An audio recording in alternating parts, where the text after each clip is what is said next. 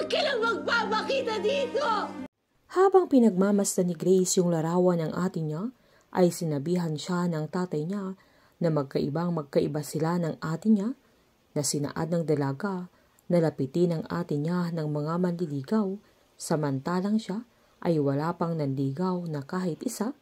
na sinabihan naman siya ni Mang Estong na mahiyain kasi siya, na ganamang sinabi ni Grace na mas malakas ang loob ng ate niya kesa sa kanya,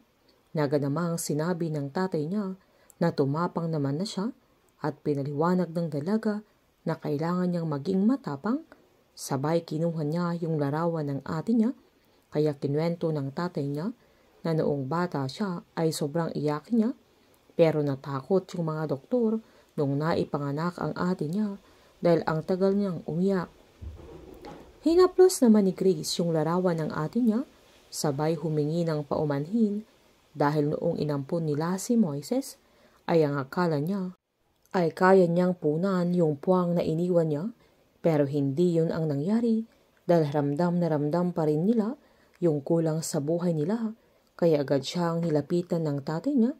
sabay sinabihan niya ang dalaga na pinipilit niyang paniwalaan na lahat ng pinagdadaanan nila ay may dahilan, sabay sinabi niya sa Diyos na lalakasan pa nila ang kapit nila, sabay hiniling niyang sana'y dumating ang araw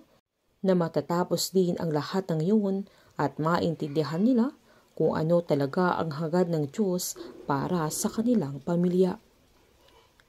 Sinubukan namang tawagan ni Melanie ang tatay niya, pero hindi ito sumasagot, kaya nahalata ni Moises na balisa ang dalaga, kaya tinanong niya kung ayos lang siya, na ganamang sinabi ni Melanie na hindi lang siya sinasagot ng tatay niya dahil baka nagtatampo ito dahil bigla siyang umalis at hindi siya nagpaalam. Sinaad pa ni Melanie na tama si Aling Nadia na hindi na siya dapat sumama sa tatay niya, kaya tinanong ni Moises kung talagang masamang tao si Diego, kaya agad naman silang pumasok sa bahay nila, na kwento ng dalaga na sinubukan niyang maging mabuting tatay sa kanya, na gustong naman siyang bigyan ng magandang buhay pero sa maling paraan, at nakita niyang may baril ang tatay niya noong gabing lasing ito, pero alam niyang kahit ganun ang tatay niya ay mahal na mahal pa rin siya nito, na wala silang kaalam-alam na papunta na si Diego doon para patayin si Moises. Sumisikip na ang mundo ng binata, lalo't ang mga taong inaasahan niya na tutulong sa kanya ay ginigipit na din ni Jaime. Makakaligtas si Moises sa mga kamay ni Diego, pero si Melanie ang mababril ng sarili niyang ama.